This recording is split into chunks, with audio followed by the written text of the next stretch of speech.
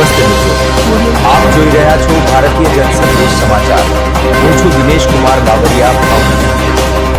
નમસ્કાર દર્શક મિત્રો, નવા વિડીયો સાથે આપ સૌનું હાર્દિક સ્વાગત છે। હું છું સોલંકી દર્શના। ગઢડા એસબીઆઈ બેંકમાં છેલ્લા ઘણા દિવસોથી ખેડૂતોને હેરાન કરવામાં આવે છે।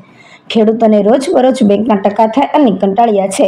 જ્યારે કાર્યાલય પર ઘણી રજૂઆત મળવા ગઢડા શહેર કોંગ્રેસ કાર્યકરો દ્વારા કનુભાઈ જેબલિયા, ગઢડા નગરપાલિકા વિપક્ષ નેતા તેમજ ગઢડા શહેર કોંગ્રેસ પ્રમુખ કિશોરભાઈ વેલાણી, અજયભાઈ ઝાલા દ્વારા તાત્કાલિક એસબીઆઈની મુલાકાત લઈ અને રજૂઆત કરવામાં આવેલ। ખેડૂતોને જે હેરાન થઈ રહ્યા છે ત્યારે આનું તાત્કાલિક નિરાકરણ લાવવા આવે, નહીંતર કોંગ્રેસ દ્વારા ખેડૂતોને સાથે રાખી આવનારા દિવસોમાં ઉગ્ર આંદોલન કરવામાં આવશે અને ઉગ્ર કક્ષાએ રજૂઆત કરવામાં આવશે। રિપોર્ટર જયદેવી મંદિર પાળિયાદ।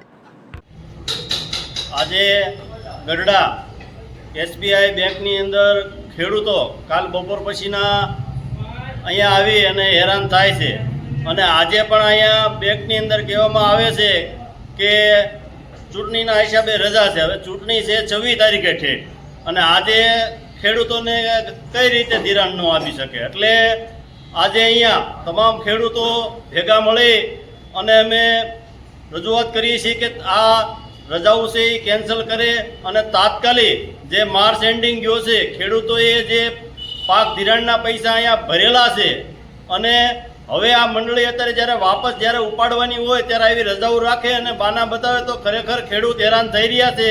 તો અમારી એક જ માંગ છે કે આ તાત્કાલિક આનો જે મેનેજર હોય એ બેંક શરૂ કરી અને આ ખેડૂતોને જે હેરાન થાય છે અને જેને ધિરાણ ઉપાડવાનું છે એને તાત્કાલિક ધિરાણ આપવામાં આવે।